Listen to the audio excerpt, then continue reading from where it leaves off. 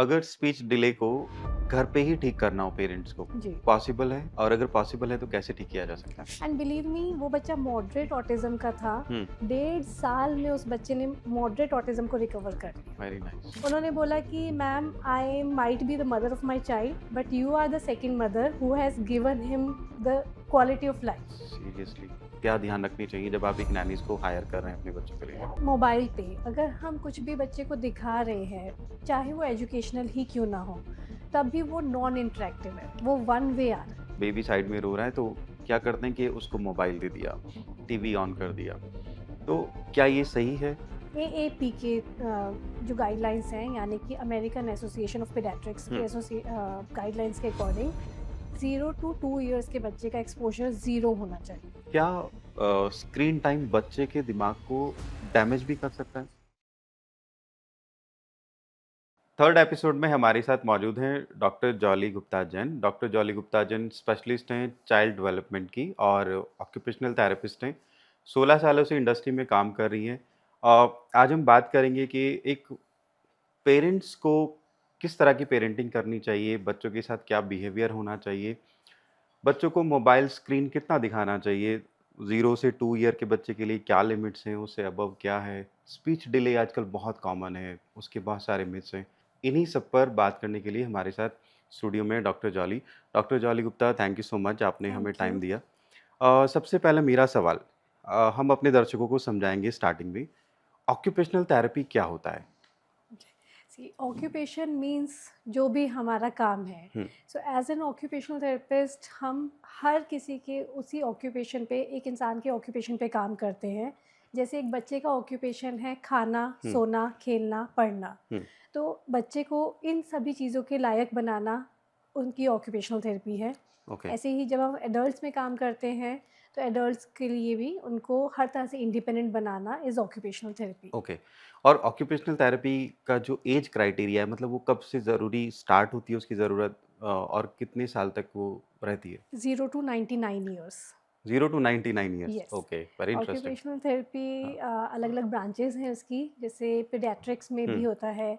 I am an neuro occupational therapist. Okay, so ये geriatrics में भी है, ऑर्थो में भी है, अलग-अलग फ़ील्ड्स हैं जिसमें हर एज ग्रुप में हम लोग डील करते हैं। ओके। अच्छा, सबसे पहले एक क्वेश्चन एड्रेस करेंगे कि इंडिया में और इवन पूरी दुनिया में ही आप ही इसको थोड़ा क्लैरिफ़ाई करेंगे कि आजकल स्पीच डिले बहुत हो रहा है। जी। पेरेंट्स कहते हैं कि नहीं यार, इसकी मम्मी शायद लेट बोली होंगी। इस तरह के मिथ्स हैं मार्केट में कि तो बच्चा भी लेट बोलेगा। इवन बॉयज़ को तो कहते हैं कि बॉयज़ है तो थोड़ा लेट ही बोलेगा। तो स्पीच डिले के साइन क्या होते हैं? किस एज पर जाकर पेरेंट्स को अलर्ट हो जाना चाहिए? ओके। सो सबसे पहली चीज़ कि इंडिया में स्पीच डिले के केसेस बहुत बढ़ गए हैं। सिर्फ इंडिया में नहीं, ओवरऑल वर्ल्ड में ही ये केसेस आजकल बहुत बढ़ गए हैं। इवन डब्ल्यूएचओ और आईसीएमआर के अकॉर्डिंग 5 में से 1 बच्चा आज की डेट में या तो स्पीच डिले या बिहेवियर इश्यूज से डील कर रहा है, हुँ। Which is a concerning number, यानी कि ये चीज़ अब कॉमन होती जा रही है। डॉक्टर ये बताइए कि एडीएचडी और नॉटीनेस क्या हो, मतलब क्या डिफरेंस है उसमें? एडीएचडी के क्या साइन्स होते हैं? सी एक नॉटी बच्चा अपनी चॉइस से नहीं सुनता है, हुँ, बट एडीएचडी वाले के बच्चे के पास चॉइस ही नहीं है, ओके, वो कंट्रोल ही नहीं कर पाता है। ओके, सो आपको डिफरेंस कैसे दिखेगा कि जो एडीएचडी वाला बच्चा है, अगर वो बात ही नहीं सुन पा रहा है, एकदम से इंस्ट्रक्शंस को फॉलो नहीं कर पा रहा है, हुँ, इम्पल्सिविटी बहुत ज़्यादा है, या वो अटेंशन दे नहीं पा रहा है, सिटिंग टॉलरेंस ही नहीं है बच्चे हुँ, के अंदर, तो ये एडीएचडी के साइंस हो सकते हैं। बट इसको स्क्रीनिंग के लिए सबसे पहले एक प्रोफेशनल के पास स्क्रीन करवाना बहुत ज़रूरी है, हुँ, ताकि पेरेंट श्योर हो सके कि ये सिर्फ नॉटीनेस है या एक्चुअली एडीएचडी है। ADHD correct. और किस तरह के डॉक्टर इसको एड्रेस करते हैं? एक होता है पेडियाट्रिक सर्जन, एक होता है कॉमन डॉक्टर, एक होता है ऑक्यूपेशनल थेरेपिस्ट जो चाइल्ड डेवलपमेंट जिसका आप करते हैं जी। ट्रीटमेंट्स। तो पेरेंट्स को किस डॉक्टर के साथ कॉन्टैक्ट करना चाहिए? देखिए, पेरेंट्स के लिए फर्स्ट लाइन ऑफ अप्रोच है पीडियाट्रिशियन। ओके, लेकिन पीडियाट्रिशियंस जनरली आइडेंटिफाई कर पाते हैं बट डायग्नोज नहीं कर पाते हुँ, हैं। सो प्रॉपर असेसमेंट और डायग्नोसिस के लिए फर्स्ट है डेवलपमेंटल पीडियाट्रिशियंस, हुँ, then occupational therapist and psychologist. ये ओके। 3 लाइन ऑफ एक्शंस हैं। कुछ बच्चे ऐसे होते हैं कि वो आपकी तरफ देख रहे हैं जब आप उनसे बात कर रहे हैं, but they don't act accordingly. For example, अगर मैंने बेबी को बोला कि अपनी आइज़ ब्लिंक करो, तो वो नहीं करता है। शायद हो सकता है उसको समझ में नहीं आ रहा है या वो एक्ट नहीं कर रहा है। तो ये क्या प्रॉब्लम है कि बच्चा आपकी बात सुन तो रहा है बट उसको एक्ट नहीं कर पा रहा है? देखिए, कई बार क्या होता है कि बच्चा सिर्फ वन वे कम्युनिकेट कर पा रहा हुँ, है या वो वन वे इंटरेक्ट कर पा रहा है, यानी कि जब उसके इंटरेस्ट की कोई चीज़ है तब वो रिस्पॉन्ड कर पा रहा है, आपको देख भी रहा है लेकिन सिर्फ अपने इंटरेस्ट से। अगर उसका इंटरेस्ट नहीं है तो ना वो आपकी बात सुनेगा, ना आपकी तरफ देखेगा, ना वो रिस्पॉन्ड करेगा। हुँ, ये रेसिप्रोकेशन होता है कि मैंने कहा आई ब्लिंक करो तो बच्चे ने आई ब्लिंक की, हुँ। मैंने बोला बैठ जाओ तो बच्चा बैठ रहा है। रेसिप्रोकेशन तब आता है जब बच्चे के पास two way communication, two way interaction जब होता है। पेरेंट्स उसके साथ उस तरह का टाइम स्पेंड एग्जैक्टली। करते हैं। तो अगर हम ऑटिज़्म जैसी कंडीशन की बात करें तो ऑटिज़्म में वन वे कम्युनिकेशन होता है बच्चों हुँ, के पास कि वो अपनी नीड्स भी कई बार वर्ड्स में बोल देते हैं, कभी-कभी किसी न किसी तरह से इशारों से अपनी नीड्स बता पाते हैं, हुँ, लेकिन ऑन द कॉन्ट्रेरी वो आपकी बात कभी नहीं सुनेंगे। ओके। आप उनको बिस्किट चाहिए तो वो किसी भी तरह से करके आपको पुश करके ले जाएँगे और अपने बिस्किट की तरफ पहुँचा देंगे। हुँ, लेकिन वहीं आप पूछेंगे कि बिस्किट खाना है या ये चॉकलेट मिठाई खाना है, खानी है, मिठाई कुछ खाना है, भी, हाँ, तो वो उस पे रिस्पॉन्ड नहीं करेंगे, वो सिर्फ़ अपना बिस्किट लेंगे और चले जाएँगे। ओके, सो ये चीज़ें आजकल वैसे भी इसलिए बढ़ रही हैं क्योंकि स्क्रीन एक्सपोज़र बहुत ज़्यादा हो गया बच्चों ओके। में। वो वन जहाँ वे कम्युनिकेशन एग्ज़ैक्टली, ज़्यादा हो क्योंकि गया, वहाँ से वन वे इनपुट ही आ रहा है, तो करेक्ट। बच्चों की ब्रेन की वायरिंग ही वन हुँ, वे हो हुँ। रही है। कितना कितना टू वे कम्युनिकेशन ज़रूरी है? फॉर एग्ज़ाम्पल अगर एक मदर है या एक फादर है, वो वर्किंग है, तो उनको अपने बच्चों के साथ मिनिमम कितना टाइम स्पेंड करना चाहिए ताकि इस तरह के कोई इश्यूज़ ना हों? देखिए, पेरेंट्स वर्किंग हैं वो आजकल का एक ट्रुथ है हुँ, कि ज़्यादातर दोनों पेरेंट्स वर्किंग हैं, हुँ, बट अगर हम बच्चे को इस दुनिया में लाए हैं, तो वो बच्चा रिस्पॉन्सिबिलिटी हमारी है। हमारी है, करेक्ट, टाइम तो हमें उनको देना ही देना ही होगा, पड़ेगा, हाँ। लेकिन उस टाइम के लिए ज़रूरी नहीं है कि आप बिल्कुल अपने आप को डेडिकेटेडली बच्चे के साथ ही चौबीसों घंटे आपको अवेलेबल रहना हुँ, ज़रूरी है। आपको उसे एक बैलेंस्ड अप्रोच देनी ज़रूरी हुँ, है। पहली चीज़, जब आप बच्चे के साथ नहीं हैं, तो बच्चा हमेशा स्क्रीन्स पे ना हो, ये आपको मेक श्योर करना हुँ, है। आप जो भी अरेंजमेंट कर रहे हैं, चाहे बच्चा डे केयर जा रहा है या किसी मेड के साथ है या ग्रैंड पेरेंट्स के साथ है, वो स्क्रीन का एक्सपोज़र उसका मैनेज्ड होना चाहिए, सुपरवाइज़्ड होना चाहिए और लिमिटेड होना हुँ, चाहिए। चाहे वो डे केयर है, ग्रैंड पेरेंट्स हैं या मे बी एक नैनी हाँ, या हाँ, किसी के भी साथ है बच्चा। दूसरी चीज़, जब आप घर पे आ रहे हैं, आप नॉन डिस्ट्रैक्टेड टाइम अपने बच्चे को दीजिए, यानी कि आपका फ़ोन साइड में होना साइड में चाहिए, हो। आप किसी और काम में इन्वॉल्व ना हुँ, हो, क्योंकि 10 मिनट नॉन डिस्ट्रैक्टेड टाइम अगर आप बच्चे को दे रहे हैं, तो it is even more than 2 hours of distracted time. Okay, मतलब 10 मिनट्स उतना 10 ज़्यादा मिनट्स भी इम्पैक्टफुल है। इतना काम करता ओके, है, सिर्फ़ बिना डिस्ट्रैक्शन के अगर हुँ, वो हुँ। होगा तो।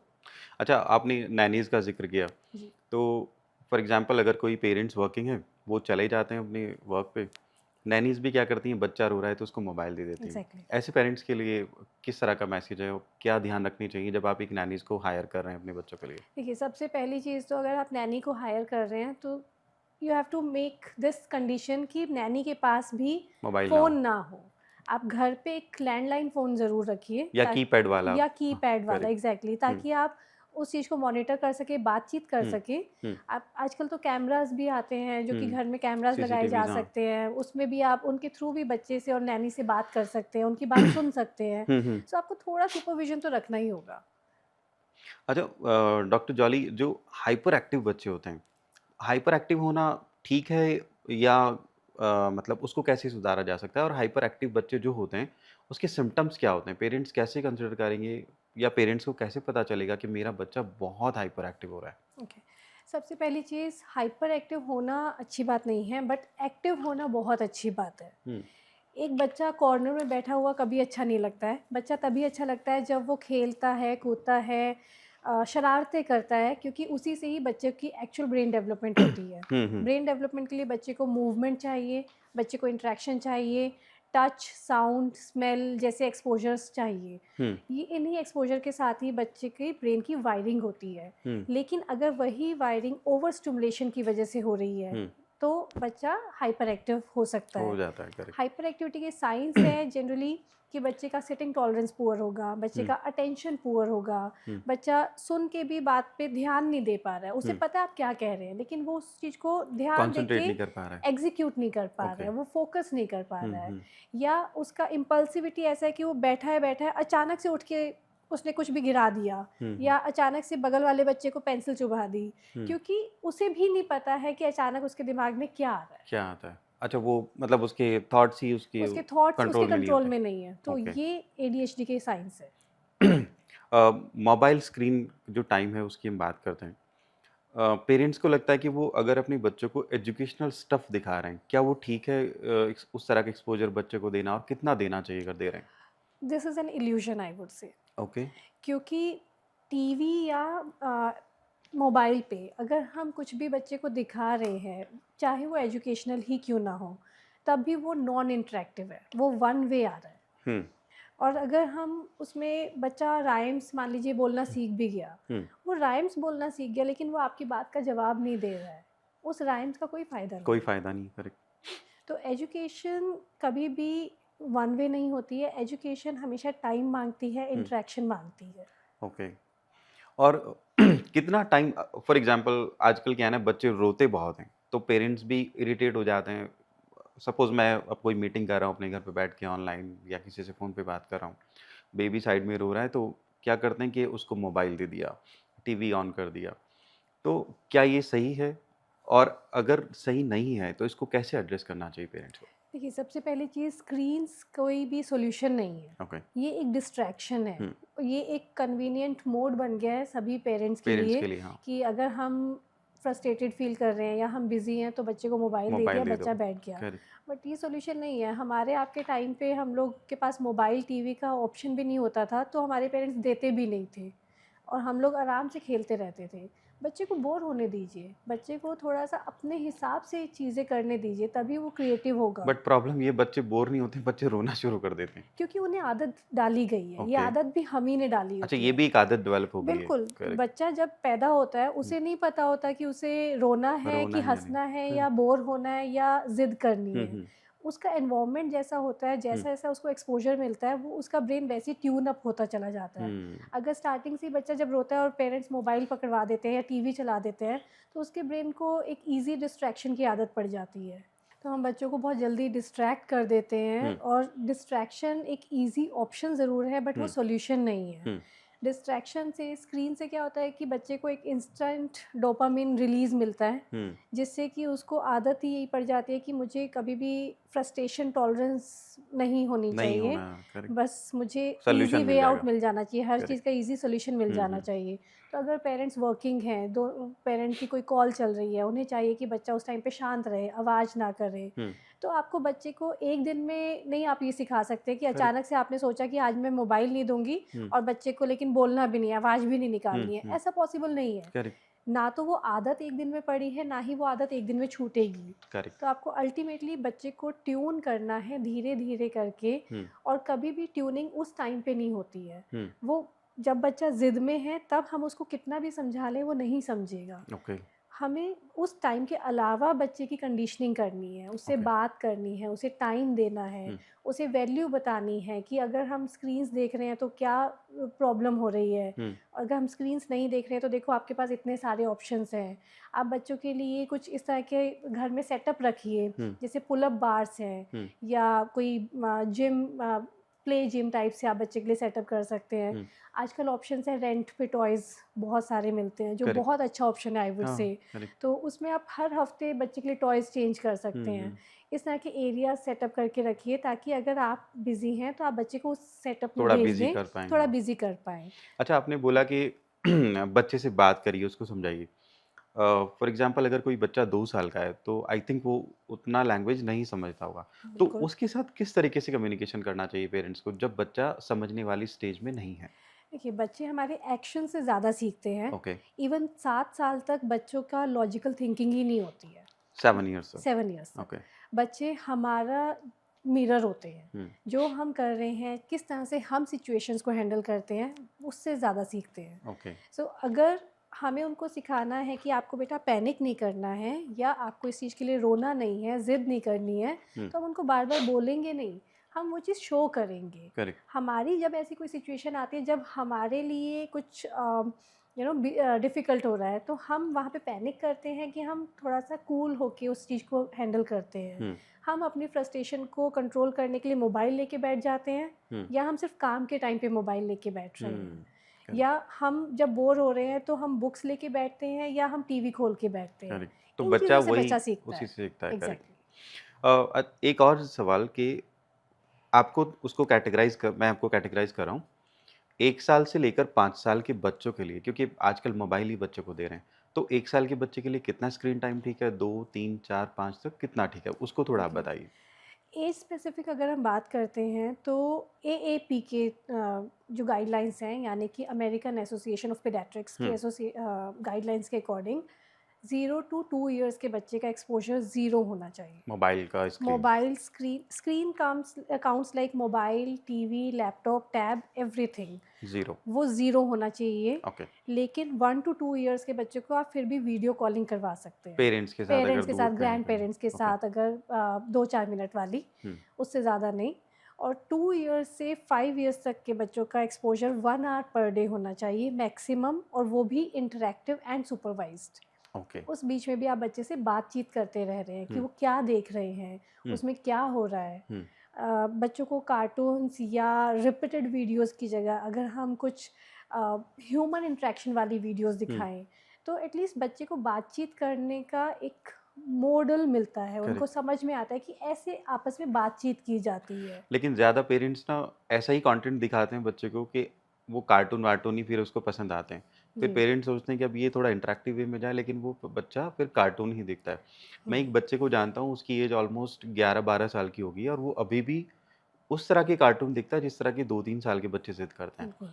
तो आई थिंक उसका ब्रेन उस तरीके से डेवलप हो रहा है। ब्रेन वैसे ही डेवलप हुआ है, हाँ। और अगेन ये भी एक आदत वाली ही चीज़ हुँ, है कि शुरू से ही बच्चे ने जब वही वीडियोस देखी हैं, हुँ, तो उसे वही पसंद आता है। क्यों? क्योंकि वो हाई स्टिमुलेटिंग वीडियोस हुँ, होती हैं, उनमें कलर्स, म्यूज़िक, लाइटनिंग इतनी जल्दी जल्दी चेंज होती हुँ, है कि बच्चा उसमें से बीच में से डिस्ट्रैक्ट ही नहीं हो पाता है। इनफैक्ट एक कार्टून कंपनी है या ब्रांड है, वी कैन से, जो कि स्पेशली साइकोलॉजिकल रिसर्च करते हैं कि जिस बच्चे को बिठा के वीडियोस दिखाते हैं, हुँ, जिस सेकंड में बच्चे का डिस्ट्रैक्शन हुआ उस सेकंड की वीडियो को वो चेंज करते हैं, हुँ, ताकि बच्चा एक सेकंड भी इधर से उधर ना देखे। ओके। सो आप ये देखिए कि कितना ज़्यादा वो ब्रेन को ऑक्यूपाई कर रहे ऑक्यूपाई हैं। कर रहे हैं, करेक्ट। सो ब्रेन उसके अलावा कुछ और सोच ही नहीं हुँ, पाता है, तो बच्चे को कुछ और पसंद ही नहीं करेक्ट। आता है। बट ये बच्चे को कितने ज़्यादा इम्पैक्ट कर रहा है, उसकी लैंग्वेज डिले, हुँ, उसका सोशल डिले, उसका इमोशनल डिले, हर हुँ, तरह से बच्चा डिले हो रहा है। जबकि देखने में लगता है कि बच्चा बिल्कुल नॉर्मल है, क्योंकि नॉर्मल। बच्चा चल फिर रहा है, हाँ, बच्चा खा पी रहा है। हुँ। आजकल ना बच्चों में कॉन्फिडेंस की बहुत कमी होती हुँ। है ना? जैसे वो आपसे आई कॉन्टैक्ट नहीं करेंगे, आपकी बात नहीं सुनेंगे या फिर अगर कोई आ गया है तो उसके सामने बोलेंगे नहीं। तो being a child development specialist आप मुझे बताएँ कि बच्चे का कॉन्फिडेंस कैसे बिल्ड किया जा सकता है? देखिए, बच्चे का कॉन्फिडेंस बिल्ड करने का सबसे थंब रूल है कि बच्चे को फेल होने दें, ओके, बच्चे को ट्राई करने दें। ओके, वो ट्राई करेगा, फेल होगा, खुद सक्सेस फील करेगा, तब उसका कॉन्फिडेंस बिल्ड होगा। ओके। जैसे अगर मान लीजिए मेरा बच्चा स्केटिंग करता है, हुँ, मेरा बच्चा मेरे सामने स्केटिंग करते करते गिर गया, हुँ, मैं उसके लिए वहाँ अवेलेबल ज़रूर रहूँगी। मैं हुँ, ये ज़रूर देखूँगी कि क्या वो सीरियसली हार्म तो नहीं हुआ है, या हुँ, कुछ उसको इंजरी ऐसी तो नहीं हुई है जहाँ उसे मेरे सपोर्ट की ज़रूरत है। हुँ, मैं उसे मोरल सपोर्ट भी दूँगी, बट मैं ये नहीं पूछूँगी अरे मेरा बच्चा गिर गया, क्या हो गया? अब मत करो, हट जाओ यहाँ हुँ। से। नहीं, मैं उसको बोलूँगी देखो मैंने ये ठीक कर दिया, now you you just, can try again हाँ, हाँ, फिर से अब ट्राई करो। करेक्ट। जो बच्चे सोशल नहीं होते उसमें इश्यूज़ क्या होते हैं? मतलब उनका डेवलपमेंट इश्यूज़ क्या होते हैं? ब्रेन इश्यूज़ क्या होते हैं? सोशल होने का सबसे बड़ा इम्पॉर्टेंट फैक्टर है टू वे कम्युनिकेशन, ओके, लोगों में इंटरेस्ट होना। ओके। अगर बच्चा ईज़ी डोपामाइन उसको मिल रहा है, हुँ, अगर बच्चा स्क्रीन्स के थ्रू ही वो सारा रिलैक्सेशन उसको मिल रहा है, हुँ, उसको एस्केप मिल रहा है, हुँ, तो उसे हर बात, हर किसी से भी इंटरैक्ट करना वो एक स्ट्रगल लगने लग जाता है, वो हुँ, बोरिंग लगने लग जाता है। हुँ, उसे लगता है कि यहाँ पे कुछ भी फ़ास्ट नहीं है, सब कुछ बहुत स्लो स्लो है। हुँ, तो इसलिए उसको सोशल इंटरैक्शन करना पसंद नहीं आता है। उसे लगता है कि यहाँ पे वो फ़ास्ट पेस्ड चीज़ें नहीं हैं, डोपामाइन ही नहीं मिल रहा है, तो यहाँ पे मज़ा नहीं आ रहा है। हुँ, वो भागेगा, हुँ, वो वहाँ से अवॉइड करेगा, वो फिर से उन चीज़ों की तरफ जाएगा जो हुँ, उसका हाई इंटरेस्ट एरिया आता हुँ, है। हाई इंटरेस्ट एरिया में जाते ही वो बाकी चीज़ों को भूल भूल जाता है। जाएगा। सो हाई इंटरेस्ट एरिया में क्या आता है, जैसे कि अगर मान लीजिए बच्चा बहुत ज़्यादा वीडियोज़ देखता है, हुँ, उस बच्चे में आपको दिखेगा high interest area colours, alphabets, numbers, वो चीज़ें उसको इतनी पसंद होंगी हुँ, कि दूसरी चीज़ों पे वो ध्यान ही नहीं देगा। हुँ, उसे head, shoulder, knees and toes ज़रूर पता होंगे, लेकिन उसे आर्म्स नहीं पता, उसे एल्बो नहीं पता, क्योंकि head, shoulder, knees and toes एक राइम के थ्रू उसको पता है। ओके, बट उसको बॉडी पार्ट्स की जब हम बात करेंगे, रिलेट करके बॉडी पार्ट्स उसको नहीं पता नहीं पता होंगे। होंगे। वो इसलिए पता होंगे कि बस उसने वो देखा बस है वो तो राइम्स में देखा राइम्स है, में देखा है, वो उसके दिमाग में फिट हो गया है, क्योंकि उसमें बार-बार ये टच किया जा रहा है, बार-बार बोला जा रहा है, तो तो बस उसको वो एक विजुअल इमेज उसके ब्रेन में बन गई है। करेक्ट, सो करेक्ट, ऐसे बच्चे सोशली जब इंटरेक्शन करने की बात आती है, तो सोशल इंटरेक्शन हमेशा डिमांडिंग होती है, हुँ, कि आपने कुछ बोला तो सामने वाला भी आपसे कुछ बोलेगा या कुछ करेक्ट, पूछेगा, हुँ, आपको सोचना पड़ेगा। करेक्ट, बट यहाँ पे थिंकिंग के लिए तो बच्चे को कभी टाइम ही नहीं मिला, हाँ, वन वे हो रहा है वो, राइट? करेक्ट, तो वो सोशली इंटरेक्ट नहीं कर करेक्ट। पाता है। जो जो पेरेंट्स वर्किंग हैं, जो बच्चों को टाइम नहीं दे पा रहे हैं और उनके बच्चे 3 साल, 4 साल के हो गए, 5 के हो गए, तो वो पेरेंट्स क्या कर सकते हैं कि वो अपने बच्चों की बिहेवियर को ठीक कर पाएँ, उनमें कॉन्फिडेंस बिल्ड कर पाएँ, उनके साथ कम्युनिकेशन कर पाएँ, तो वो कहाँ से शुरू करें ताकि बच्चे का डेवलपमेंट अच्छा हो जाए? सबसे पहली चीज़, बच्चे को टाइम दें। ओके, 10 मिनट का भी आप अनडिस्ट्रैक्टेड टाइम बच्चे को दे रहे हैं तो वो भी काफ़ी है। ओके, लेकिन वो टाइम आपको देना ही होगा और ओके। डेली बेसिस पे हुँ, देना होगा। सेकंड, बच्चे के साथ कनेक्ट करें। हुँ, बच्चा जब बोल रहा है, आपसे कुछ अपनी बात बता रहा है, तो उसे बीच में टोके नहीं। हुँ, उसकी पहले पूरी बात सुने, हुँ। ताकि उसको कंफर्टेबल फ़ील हो, उसे कॉन्फिडेंट फ़ील हो कि मेरी कोई है सुनने वाला, correct, correct. Right? And then बच्चे के साथ खेलना बहुत ज़रूरी हुँ, है। आप बच्चे के वर्ल्ड में जब तक नहीं जाएँगे, हुँ। तब तक आप उसको निकाल के अपनी दुनिया में नहीं ला नहीं ले आ पाएँगे। पाएँगे, करेक्ट। तो पहले आपको उसके पेस पे जाना हुँ, होगा, और उसमें भी बच्चों को आपको साथ-साथ रेगुलेशन भी सिखानी है, हुँ, आपको बच्चे को रूल्स भी एंड रूटीन भी सिखाना है। हुँ, ये नहीं कि आप सिर्फ़ बच्चे की लीड के हिसाब से हुँ, चलते जा रहे हैं। आप जब तक बच्चे को डूज़ एंड डोंट्स बताते हुए उसके साथ टाइम स्पेंड नहीं करेंगे, उसके साथ मस्ती नहीं करेंगे, तब हुँ। तक बच्चे में वो कॉन्फिडेंस बिल्ड नहीं बिल्ड नहीं होगा होगा। और वो रूटीन नहीं आएगा। हुँ, हुँ। सो मेरा एक कहना है कि पेरेंट्स को परफेक्ट पेरेंट्स बनने की ज़रूरत नहीं है, बट प्रेज़ेंट पेरेंट बनने की ज़रूर करेक्ट, ज़रूरत है। Correct, correct. और ये भी बहुत प्रेशर है कि अ, हर कोई चाहता है कि मेरा बच्चा बहुत परफेक्ट हो। हुँ, उसको फिर डाँटते हैं, कम मार्क्स आ जाएँ तो उस पे अलग तरह का एक pressure, psychological pressure yes. Build होता है बच्चे पे। तो इसके बारे में थोड़ा बताएँ, अगर मैं अपने बच्चे को कुछ गलत बात बोल रहा हूँ, तो वो किस तरीके से उसके माइंड को हिट करती है और उसका असर कितने दिन तक या कितने महीनों तक रहता है, अगर एक थोड़ा हार्ड कम्युनिकेशन बच्चे के साथ हो रहा है? देखिए, बच्चे का जिसे हम चाइल्डहुड ट्रॉमा भी बोलते हैं, करेक्ट। बच्चे की साइकोलॉजी एक ऐसी चीज़ है, यू नेवर नो कि वो चीज़ उसको 1 मिनट के लिए इम्पैक्ट कर रही है या मेबी पूरे लाइफ टाइम के लिए इम्पैक्ट कर हुँ, रही है।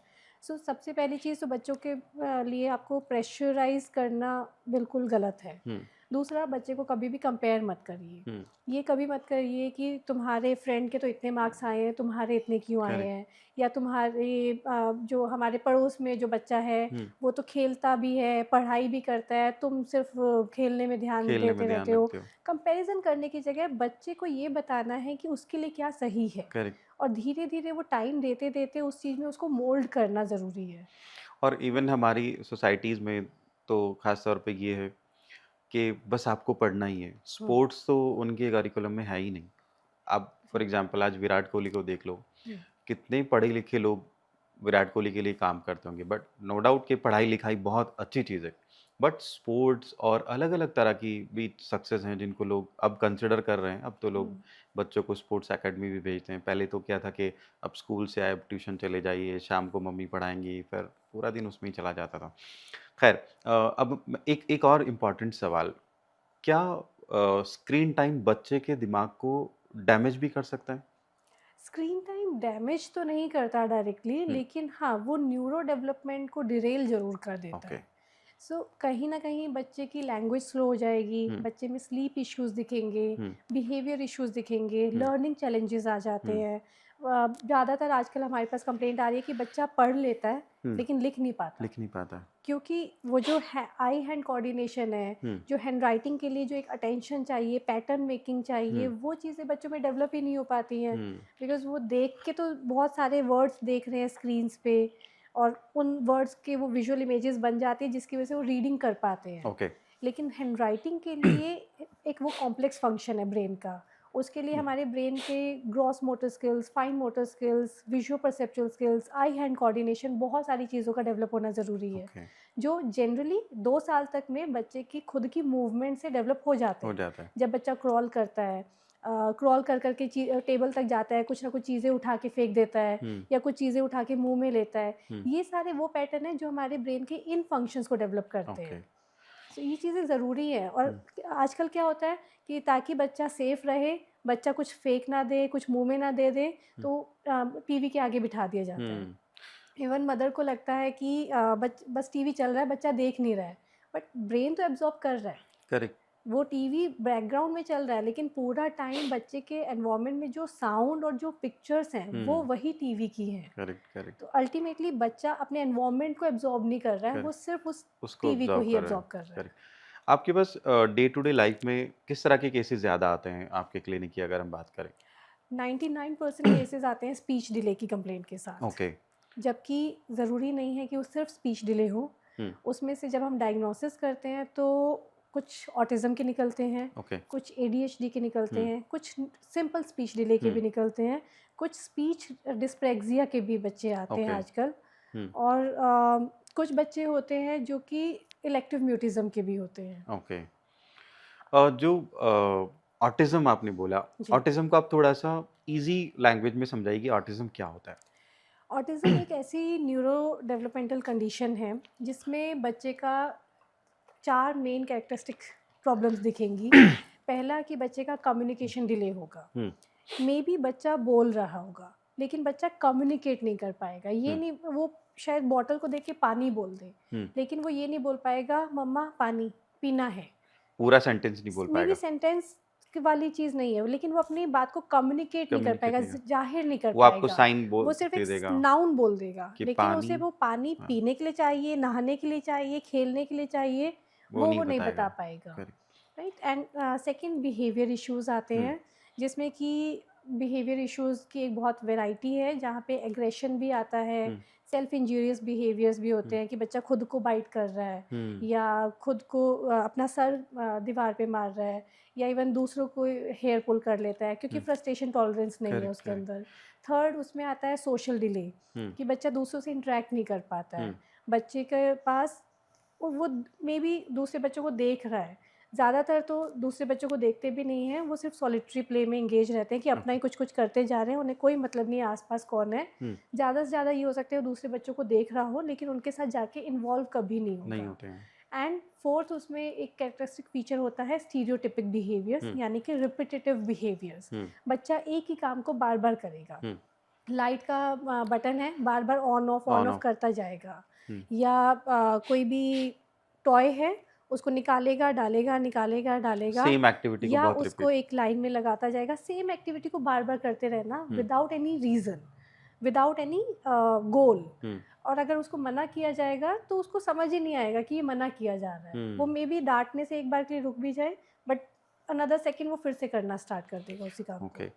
अगर स्पीच डिले को घर पे ही ठीक करना हो पेरेंट्स को, जी। पॉसिबल है? और अगर पॉसिबल है तो कैसे ठीक किया जा सकता है? अगर सिर्फ स्पीच डिले है, हाँ, यानी कि हमें ऐसे कोई सिम्टम्स नहीं दिख रहे हाँ, हैं, पहले तो मैं उसके लिए ये बताना चाहूँगी कि स्पीच डिले वर्सेस और कोई अगर डिसऑर्डर है ओके, उसमें क्या डिफरेंस होगा। हुँ, हुँ, हुँ, तो स्पीच डिले में बच्चे के पास रिस्पॉन्सेज होंगे, आई कांटेक्ट होगा, पॉइंटिंग होगी, हुँ, जेस्चर्स के थ्रू एटलीस्ट बच्चा अपनी बात को कम्युनिकेट कर पाएगा। हुँ, तो अगर ये सारी चीज़ें बच्चे के पास ठीक है, सिर्फ हुँ, स्पीच डिले है, तो घर पे ठीक करना बहुत ईज़ी है उस चीज़ को। हुँ, पहला स्क्रीन टाइम ख़त्म कर दीजिए। हुँ, बच्चे का स्क्रीन टाइम एक बार के लिए आप रिड्यूस करते-करते ज़ीरो पे ले आइए। हुँ, दूसरा, बच्चे को टाइम देना स्टार्ट करिए। हुँ, तीसरा, बच्चे के साथ भी बोलना और बच्चे के अराउंड बोलना। ओके, बच्चा जहाँ पे है, अगर हम हर चीज़ को बोलना स्टार्ट कर दें, हुँ, ये क्या है? ये सोफ़ा है, ये कौन से कलर का है? हुँ, ये तो माइक है, ये लाइट जल रही है। हुँ, बच्चा जो कर रहा है, हम उस चीज़ को एक कमेंट्री की तरह बोलना स्टार्ट कर दें, ओके, तो बच्चा जो कर रहा है, हम जब उसको बोल रहे हैं, वो रिलेट कर पाएगा। ओके, तो उसको पता चलेगा इस चीज़ को ये बोला जाता है, ओके, वो रिलेट कर पाएगा और उसकी स्पीच डेवलप होनी स्टार्ट हो स्टार्ट जाएगी। होगी।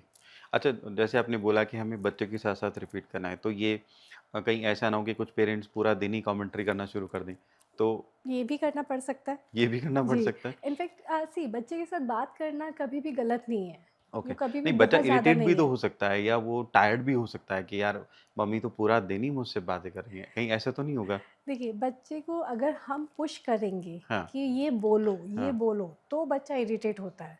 लेकिन अगर हम बच्चे के साथ बात कर रहे हैं, हम उसके अराउंड बातें कर रहे हैं, बच्चा हमेशा उन चीज़ों को एन्जॉय करता है। हुँ, इरिटेट बच्चा सिर्फ तब होगा जब हम उसको टीवी या मोबाइल दे रहे हैं, लेकिन हम पीछे से बोलते जा रहे हैं, तो उसे लगेगा कि आप इंटरफेयर कर रहे हो, हुँ, हट जाओ साइड। हाँ। लेकिन उसको हम वो सब दे नहीं रहे हैं, तो उसे आपकी कंपनी पसंद ही आएगी। बच्चे बहुत ज़िद्दी भी होते हैं कि अगर उनको कोई पर्टिकुलर चीज़ चाहिए तो वो उसी डायरेक्शन में मूव करना शुरू करते हैं। अगर आप उस बीच में कोई बैरियर डालेंगे, उसको रोकेंगे या उसको कोई अल्टरनेट ऑप्शन देंगे।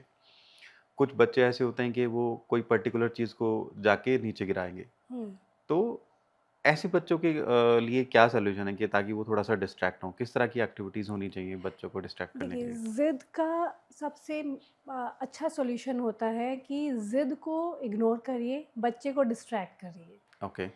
ज़िद या कोई भी किसी भी तरह का टेंट्रम हमेशा उसका एक एंटीसीडेंट होता है, एक कॉन्सिक्वेंस होता है। हुँ, यानी कि किसी बात से शुरू हुआ हुँ, और उसको वो ज़िद करने से बच्चे को कुछ चाहिए। हुँ, चाहे आपका अटेंशन चाहिए, चाहे हुँ, कोई चीज़ चाहिए। हुँ। अगर आप उसी बारे में बात करते रहेंगे तो बच्चे की ज़िद बढ़ेगी। बढ़ेगी, करेक्ट। और अगर आप ऐसे पेरेंट हैं जो कि बच्चे की ज़िद करने से, रोने से अल्टीमेटली वो चीज़ दे दे देते हैं, देते हैं। तो बच्चे की आपने ज़िद यहाँ बढ़ा दी, और क्योंकि यही उस हो रहा है आजकल एग्ज़ैक्टली, कि क्योंकि सब मान लेते हैं कि चलो हाँ, हाँ, क्योंकि बच्चे को लगता है ना कि अभी नहीं मान रहे हैं, अब मान जाएँगे, अब हाँ। मान वो जाएँगे, और बढ़ाता है अपने और प्रेशर को। बढ़ाता है। करेक्ट, तो उसे करेक्ट। लगता है अल्टीमेटली तो मान ही जाना है, बस हाँ, मुझे अपना थ्रेशोल्ड बढ़ाते जाना है पेस थोड़ा धीरे-धीरे। बढ़ाते जाना है। एग्ज़ैक्टली। करेक्ट, तो करेक्ट। लेकिन अगर आप ऐसे पेरेंट हैं जो कि अगर आपने नो बोला, तो वो हुँ, नो रहना चाहिए। ओके। बट येस, बच्चे को आप डिस्ट्रैक्ट कर सकते हैं, हुँ, किसी और काम में लगाइए, किसी और बात में हुँ, लगाइए। सो इग्नोर सिर्फ बिहेवियर को करना है, ना कि हुँ, बच्चे को। करेक्ट। बच्चे को आप दूसरे काम में लगाइए, अपने साथ प्यार से हग कर लीजिए उसे उसे किसी भी चीज़ में। हुँ, कई बार आपको स्ट्रिक्ट भी होना पड़ सकता है। स्ट्रिक्ट हुँ, का मतलब डाँटना या मारना ही नहीं होता। हुँ, स्ट्रिक्ट का मतलब होता है कि आप एक फ़र्मनेस के साथ बच्चे से बात कर रहे हैं, नहीं, ये करना है, इसको यहाँ रखो हुँ, और चलो, आ जाओ, ये काम ओके, करते हैं। ओके। सो आपको बच्चे को एक फ़र्मनेस के साथ जब आप बोलेंगे तो बच्चे को लगेगा कि आप सीरियस हैं हुँ, और अब मुझे आपकी बात सुननी है। ओके। ज़िद बढ़ा के आप बच्चे को कुछ उसके लिए अच्छा नहीं कर रहे अच्छा हैं। नहीं कर रहे हैं। अल्टीमेटली आप बच्चे का नुकसान कर रहे हैं, क्योंकि आप ज़िद पूरी कर देंगे, हुँ, पूरी लाइफ़ में उसकी ज़िद पूरी करने के लिए उसके अराउंड लोग नहीं होंगे। करेक्ट, जब वो अपने वर्क प्लेस में होगा, वो कॉलेज जाएगा, हॉस्टल में होगा, लोग उसकी ज़िद पूरी करने के लिए नहीं बैठे होंगे, करेक्ट। हाँ, है वहाँ ना? पे तो इक्वालिटी होगी एग्ज़ैक्टली, और वहाँ वो इक्वालिटी है, वहाँ उसे अपने काम को, अपने प्रॉब्लम्स को खुद फ़ेस करना है। और वहाँ पे पेरेंट्स भी नहीं होंगे कि जो एग्ज़ैक्टली। कहेंगे कि चलो मेरा बेटा है, बेटी है, मैं कर देता एग्ज़ैक्टली, हूँ। जो उसके लिए कोई ईज़ी हाँ, वे आउट ढूँढ करेक्ट, दें। करेक्ट। तो बच्चे को स्ट्रगल करना सिखाना है, हुँ, साथ-साथ सेल्फ रेगुलेशन सिखानी है। हुँ। बट डॉक्टर जॉली ये भी तो है ना कि जब आपका बच्चा कोई ज़िद कर रहा है, आप भी बहुत एकदम आपका हार्ट ऐसे मेल्ट हो जाता है कि नहीं यार, चलो जी। बच्चे को करा देते हैं। तो मेरा तो ख़ैर इसमें इक्वल है कि भई बच्चे की कभी-कभी ज़िद मान लेनी चाहिए। तो देखिए, कभी-कभी हुँ, माननी भी चाहिए, ऐसा नहीं कि आप हाँ, कभी भी नहीं हाँ, मानेंगे, लेकिन आपका बैलेंस होना चाहिए। बच्चे के भी करेक्ट। माइंड में क्लियर होना चाहिए कि मेरी इतनी बात तो मान ली हुँ, जाएगी, बट इसके बियॉन्ड या अगर मैंने इस तरीके से माँगा, तो नहीं माना हुँ, जाएगा। जब वो सिचुएशन क्लियर कैसे होगी? आपकी रेगुलर प्रैक्टिस से। आप हुँ, रेगुलरली बच्चे के साथ कैसा डील कर रहे हैं। क्योंकि आप टेंट्रम की वजह से मान रहे हैं, तो आप बच्चे का नुकसान कर रहे हैं। ओके, आपको माननी है, आप पहली बार में मानिए। ओके। है ना? और दूसरी चीज़ कि आप बच्चे जैसे और एक चीज़ क्या होती है जनरल, अगर मैं स्पेशली इंडियन हाउस होल्ड्स की बात करूं कि बच्चा ये सब गिराता है, चलो इसको हटा दो, हुँ, बच्चा ये बार बार मांगता है, ये देखता है, तो इसको हटा दो। हुँ, वहाँ से उन चीज़ों को हटा के आप सिर्फ एस्केप दे रहे हैं, हुँ, लेकिन आप रेगुलेशन नहीं दे रहे हैं। चीज़ें सामने ही होनी चाहिए, बट बच्चे को रेगुलेट करना आना चाहिए। ये टाइम है इस चीज़ के लिए जो ये अलाउड होगा, हुँ, इस टाइम पे ये अलाउड नहीं है। जैसे कि उसको अगर बच्चे के डिफरेंशिएट सामने करना, स्नैक्स रखे हैं, करेक्ट। बच्चा खाना छोड़ के स्नैक्स खाए, वो गलत है। हुँ, लेकिन अगर खाना प्रॉपर खाता है, उसके बाद वो स्नैक्स खाता है जो आप घर में अलाउ करते हुँ, हैं ऑलरेडी, हुँ, तो वो अच्छी बात है। हुँ, उतना आप अलाउ कर सकते हैं। Correct, correct. अच्छा, खाने से ये है कि आजकल क्या हो रहा है कि कोई कॉमर्स कंपनीज़ हैं कि आपको फटाफट से घर पे आपके लेके आ रही हैं। पेरेंट्स बहुत कन्विंस देख रहे हैं कि अच्छा ये 15 मिनट में आ जाएगा, उसको घर पे नहीं बना के खिला रहे हैं। तो बच्चों का जो फूड है वो किस तरह का होना चाहिए? एटलीस्ट फ्रॉम 6 महीने का बच्चा तो दूध पे ही सर्वाइव करता है, माँ के दूध पे, है ना? जी। 1 साल, इवन 2 साल तक करता है आई थिंक। हुँ। तो 2 साल के बाद जब बच्चे को आप हैबिट्स डालें, तो किस तरह का खाना और किस तरह के न्यूट्रिशंस होने चाहिए बच्चे के लिए? देखिए, पहली चीज़ कि बच्चे का जो फूड है वो आयरन, ओमेगा 3 और विटामिन्स हुँ, में रिच होना चाहिए, हुँ, प्लस प्रोटीन। हुँ, इंडियन हाउसहोल्ड्स में जनरली कार्ब रिच फूड ज़्यादा होता ज़्यादा है, होता है, करेक्ट। प्रोटीन बहुत कम होता है, हुँ, स्पेशली अगर वेजिटेरियंस हैं तो। हुँ, हमें इन चीज़ों का थोड़ा सा ध्यान में रखते हुए फूड चॉइस हुँ, करना चाहिए। एंड रही बात ई कॉमर्स की, इजी फूड की, जंक फूड की, तो डेफिनेटली ये चीज़ें बहुत इजी हैं। हुँ, हेल्दी ऑप्शंस कम भी हैं और डिफ़िकल्ट भी हैं, हुँ, क्योंकि वो उसके लिए आपको खुद से मेहनत करनी करेक्ट। पड़ेगी। बट ये हमारी चॉइस है कि हमें अपने बच्चे को क्या देना है। हुँ, हम अफ़ोर्ड कर सकते हैं, वो एक बिल्कुल अलग चीज़ अलग चीज़ें हैं, करेक्ट। है ना? बट हमें अपने बच्चे को, हमारी चॉइस क्या है अपने बच्चे को देने के लिए, वो हमें कहीं न कहीं चूज़ करना होगा और करेक्ट। क्लियर रहना होगा। और उसकी लॉन्ग टर्म हेल्थ के लिए भी आपको एग्ज़ैक्टली, तो कंसर्न वो रखना उसके है। लिए आपको कहीं न कहीं अपनी हैबिट्स भी चेंज करनी करेक्ट। पड़ती है। आप अपने बच्चे के सामने बर्गर खा रहे हैं, कोल्ड ड्रिंक पी रहे हैं और आप अपने बच्चे से एक्सपेक्ट करें कि वो नहीं वो नहीं खाए, करेगा, ऐसा तो ऐसे तो पॉसिबल नहीं है। पॉसिबल नहीं है। तो आपको अपने बच्चे के सामने खुद भी आप नहीं नहीं खाएँगे, खाएँगे, वो हाँ, चीज़ें आप घर में ना लाएँ, तो करेक्ट। बच्चे को आदत ही नहीं पड़ेगी। हाँ, उसको वो चीज़ों के का टेस्ट ही डेवलप नहीं होगा। हुँ, मैं आपको अपना खुद का एग्ज़ाम्पल देती हूँ। हुँ, मेरी बेटी करीब 12 साल की है। ओके। 12 साल से हमारे घर में शायद कोल्ड ड्रिंक नहीं आई है। सीरियसली? सीरियसली। ओके। हम इवन लोग गेस्ट के लिए भी नहीं? नहीं, हम ओके। अपने गेस्ट को भी नींबू पानी, जूस और नींबू पानी, हाँ, नींबू पानी जूस एंड ऐसी ऑल। चीज़ें दैट्स पिलाते हैं, दैट्स ग्रेट। राइट? और पिज़्ज़ा, बर्गर, मोमोज़ शायद हमने भी कभी टेस्ट नहीं किए हैं। आज तक नहीं किए? Yes. I swear, oh my God! तो हमारे बच्चों को वो टेस्ट ही डेवलप नहीं है। उनको वो चीज़ें अच्छी तो नहीं उन्होंने लगती कभी है। ज़िद भी नहीं की कहीं आप क्योंकि मॉल में हैं, कहीं जा रहे हैं, उन्होंने सी कुछ देखा? अपने फ्रेंड्स का देख के, सुन के, क्योंकि आजकल बर्थडे पार्टीज़ में जाते हैं तो यही सब चीज़ें हाँ, अवेलेबल वो होती सोशल हैं, हो जाते हैं बच्चे तो राइट? फिर पता चलता तो है। कुछ इन्फ्लुएंस में आके कई बार वो भी बोलते हैं मम्मा पिज़्ज़ा खाना है, तो हम लोग दिलवाते हैं, अगर ओके। उनको खाना है तो दिलवाते हैं। बट उनका टेस्ट डेवलप ऐसा हो चुका है कि वो दे डोंट आधा लाइक स्लाइस खा पिज़्ज़ा, के हाँ। वो छोड़ देते हैं और देन दे अच्छा, प्रेफर दाल-रोटी, कि मम्मा ओके। यहाँ पे दाल-रोटी नहीं मिल रहा है क्या? मुझे लगता है आपने बहुत स्ट्रिक्ट पेरेंटिंग की है अपने बच्चों के नॉट साथ। Strict I would say, but choiced. Okay.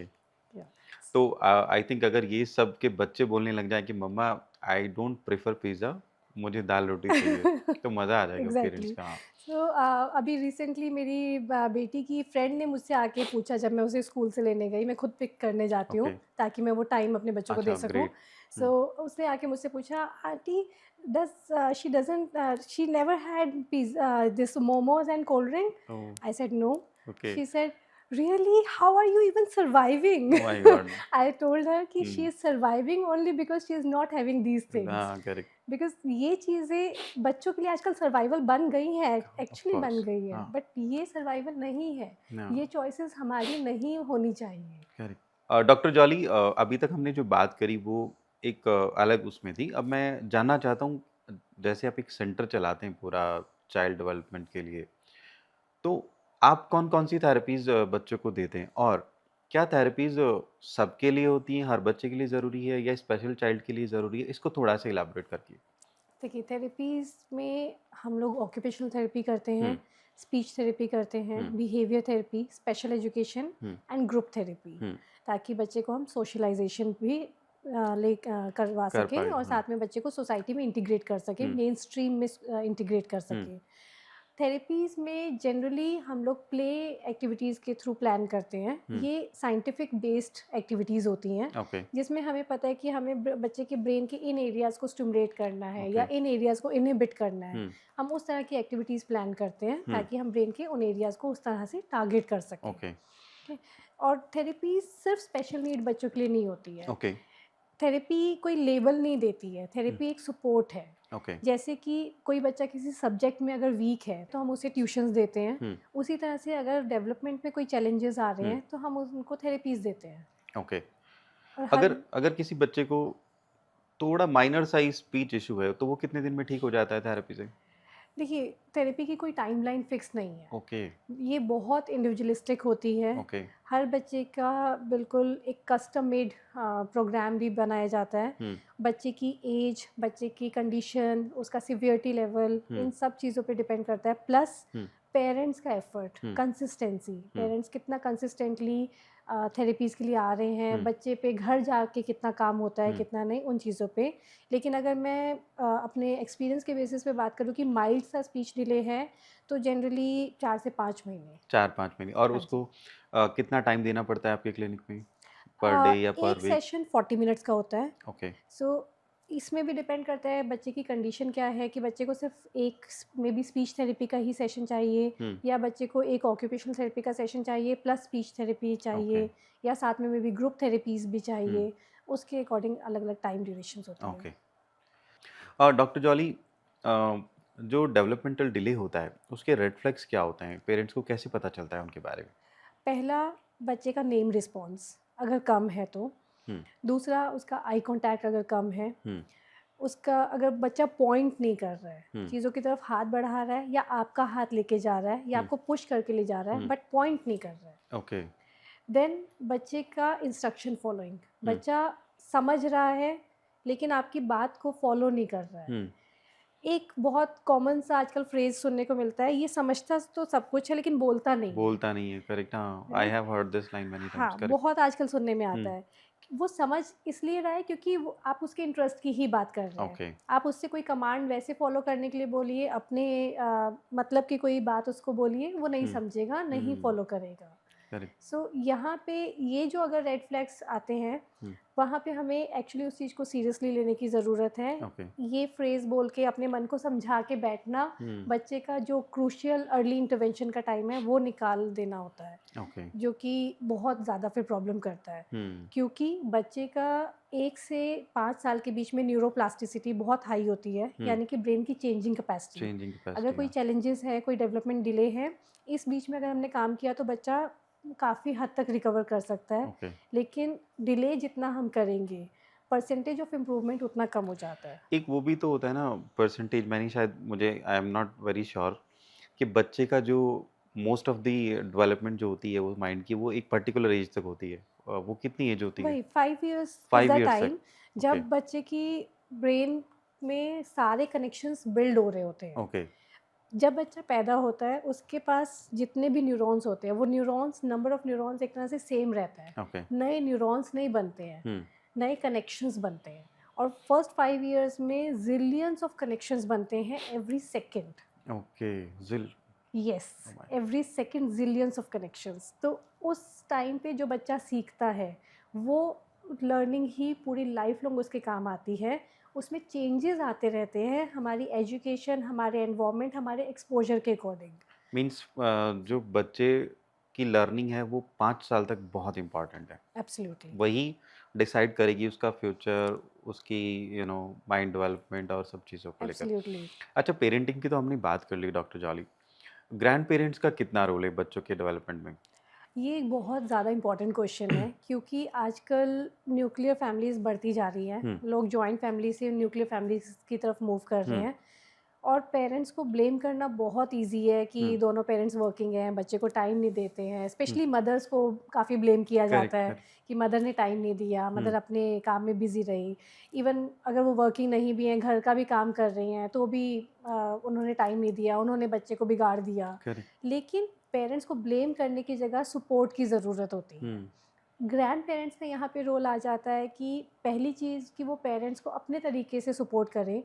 हर कोई अपनी जगह छोड़ के नहीं आ पाता है मेट्रो सिटीज़ में। ग्रैंड पेरेंट्स का हम समझ ये बहुत सकते बड़ा हैं। चैलेंज है, हाँ। जी, क्योंकि हम सब उनका समझ वो सकते हैं। एनवायरनमेंट वहाँ का रहा है हमेशा, वो जस्ट एग्ज़ैक्टली, बिकॉज़ ऑफ छोटे बच्चों की वजह से नहीं वो कर पाते हैं। बिल्कुल, लेकिन करेक्ट, वो एटलीस्ट सपोर्ट कर सकते हैं, सपोर्ट कर वो सकते हैं। गाइड कर सकते हाँ, हैं, वो पेरेंट्स को बता सकते हैं, क्योंकि उसमें भी एक जो क्लैश आता है वो हुँ, ये आता है कि पेरेंट्स को लगता है कि वो सिर्फ़ टोका-टाकी हो रही है।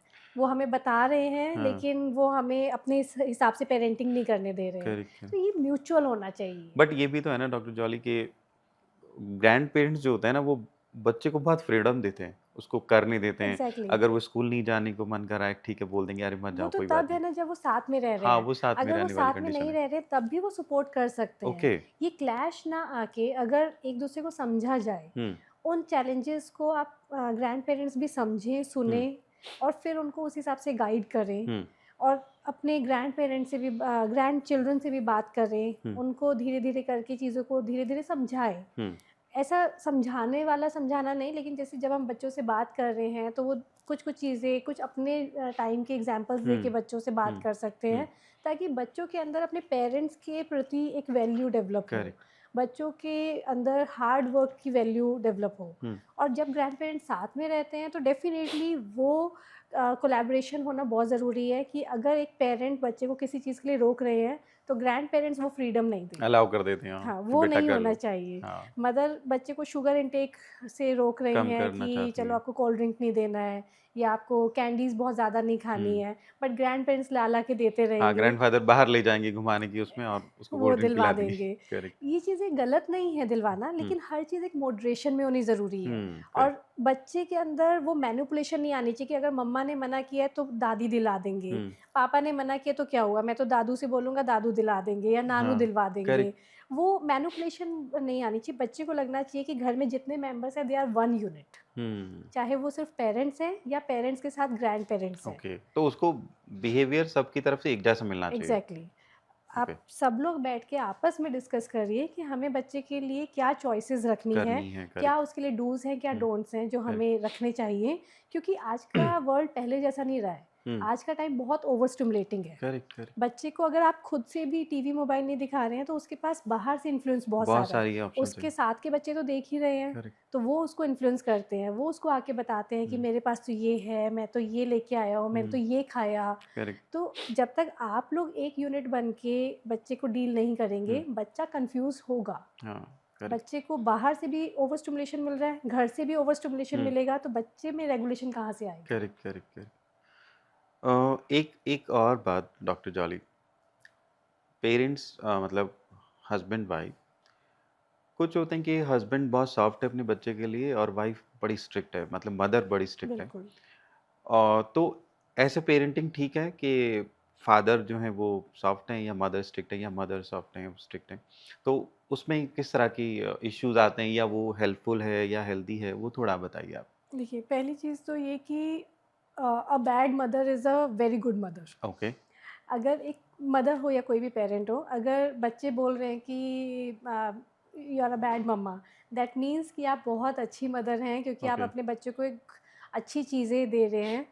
बच्चे को रिस्ट्रिक्शंस पसंद नहीं आती हैं। बच्चों करेक्ट। को जो बाहर से एग्ज़ाम्पल सुनने में मिल रहे हैं, आप वो चीज़ें नहीं दे रहे हैं, हुँ, आप उनको हेल्दी चॉइसेस दे रहे हैं, तो उन्हें लगता है कि हमें रिस्ट्रिक्ट किया जा रहा है। करेक्ट। शायद तब उनको समझ नहीं आएगा। हुँ, हुँ, बट दोनों parents, hmm, they are partners. Hmm, उन्हें अपने आप में ये बात समझनी होगी करेक्ट। कि हमें अपने बच्चे को क्या चॉइसेस देनी है, हुँ, हमें कैसे उन चीज़ों से डील करना है।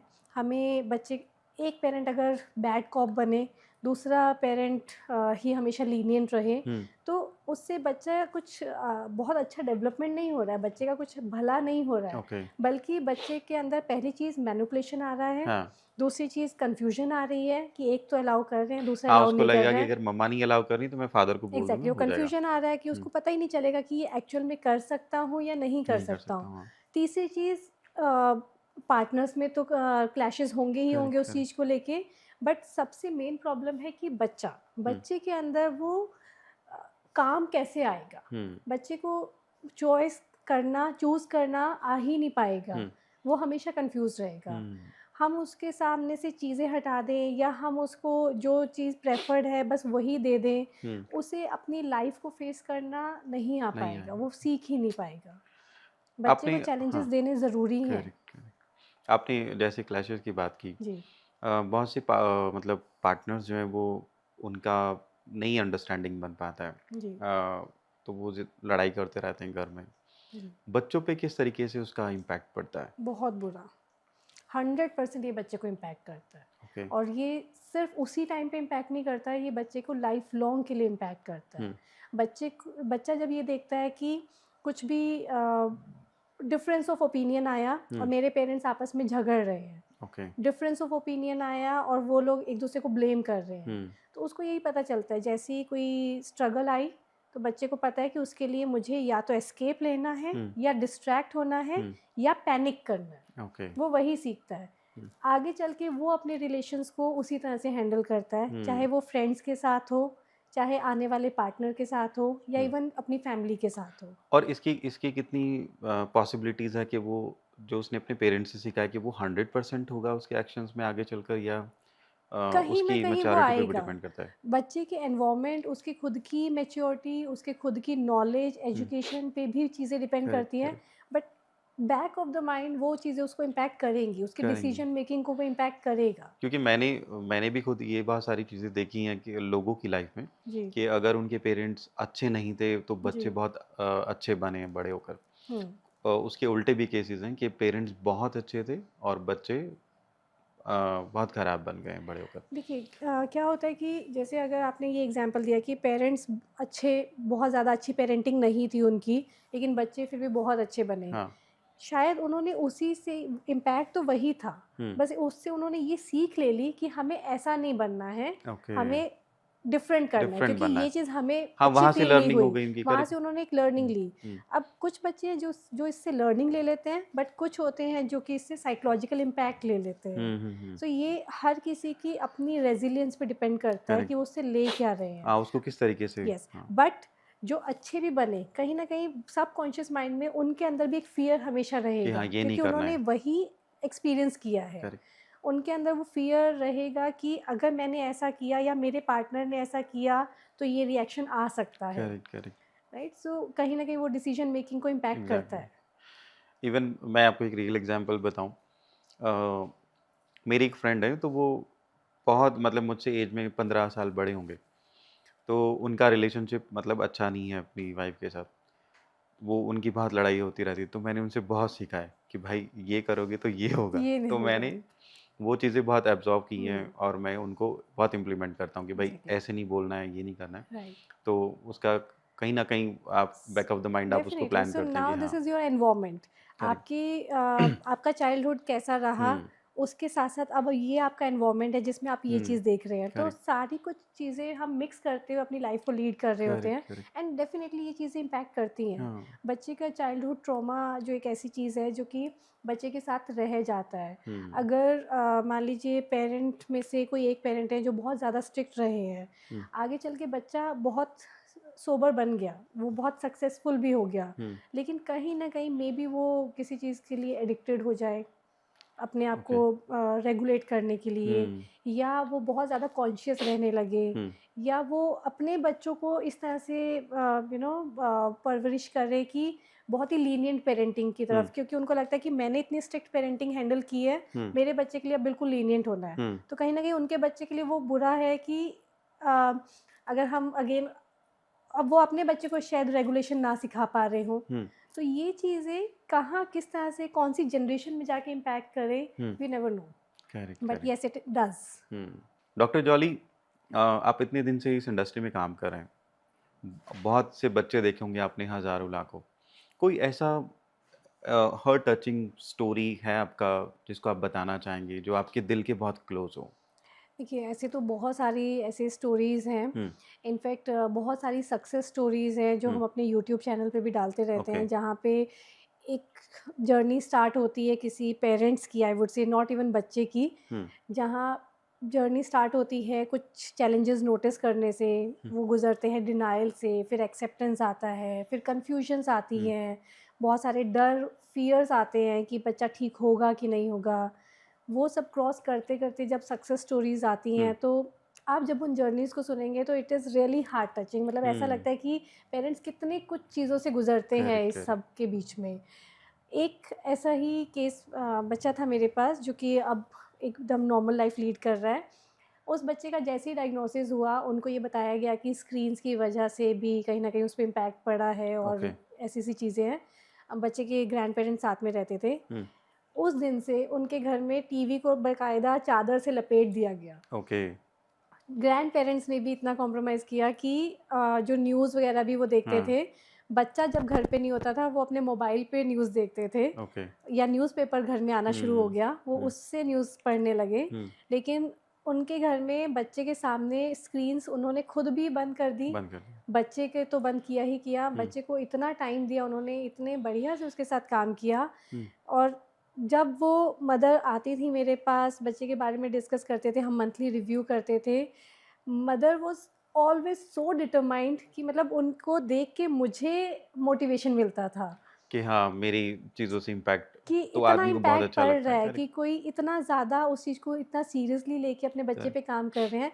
एंड बिलीव मी, वो बच्चा मॉडरेट ऑटिज़्म का था। हुँ, 1.5 साल में उस बच्चे ने मॉडरेट ऑटिज़्म को रिकवर कर लिया। वेरी नाइस, बहुत बड़ी बात है ये। बिल्कुल, मॉडरेट ऑटिज़्म एक ऐसी कंडीशन है हुँ, जिसमें बच्चे 5-5, 6-6 साल बाद भी रिकवर नहीं कर पाते। और उसने 1.5 साल में डेढ़ कर लिया, साल में कवर कर वेरी लिया। नाइस, आज बच्चा नॉर्मल स्कूल में जा रहा है, पूरी मतलब जब वो स्कूल में एडमिशन लिया, तो किसी ने आइडेंटिफ़ाई तक नहीं किया कि उसको कभी कोई प्रॉब्लम कोई रही प्रॉब्लम भी रहा होगा, होगी। Very nice, great.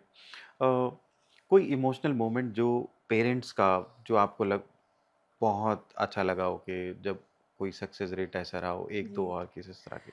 ऐसे भी बहुत सारे केसेज़ हैं जहाँ पे ऐसे बहुत सारे इंसिडेंट्स हुए जब ऑफ़िस में आके पेरेंट्स रो पड़ते हैं या कुछ ऐसी बातें बोलते हैं। कई बार बहुत पॉज़िटिव होता है, कई बार बहुत करेक्ट, नेगेटिव भी होता है। हुँ, बट उसमें से एक इंसिडेंट है, एक मदर अपने बच्चे को लेके हैदराबाद से मेरे यहाँ पे आई थी स्पेशली। हैदराबाद, ओके, 1.5 साल वो यहाँ नोएडा में रह के उन्होंने थेरेपीज़ करवाई अपने बच्चे की।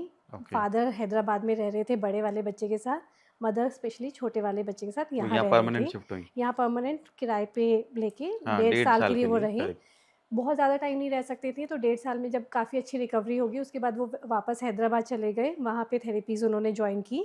मेरे साथ वो फिर भी ऑनलाइन कंसल्ट थेरेपीज़ हाँ, बीच-बीच में लेते लेते रहते रहे। हैं। उन्होंने एक बात कही जो मतलब आज भी मुझे ऐसे याद आती है। उन्होंने बोला कि ma'am, I might be the mother of my child, but you are the second mother who has given him the quality of life. Seriously, so very वो एक नाइस, ऐसी चीज़ थी जिससे लगा कि भगवान थैंक यू जो मुझे आपने इस फील्ड में करेक्ट, मेरे लिए ये फील्ड चूज़ की करेक्ट, कि मैं किसी कुछ लाइफ़्स को ऐसे इम्पैक्ट कर पाती करेक्ट। हूँ।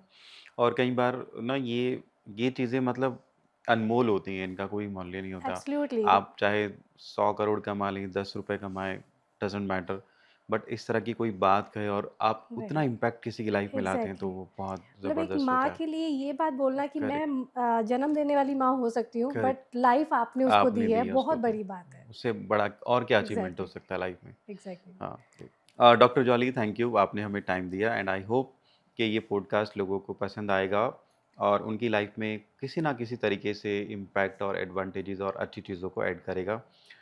पेरेंट्स को हो सकता है कि उस तरीके से एजुकेट करें कि वो अपने बच्चों के साथ किस तरीके से टाइम स्पेंड करें, स्क्रीन टाइम कितना हो, ये सब चीज़ें पे हमने बात की। Thank you once again doctor Jolly. Thank you.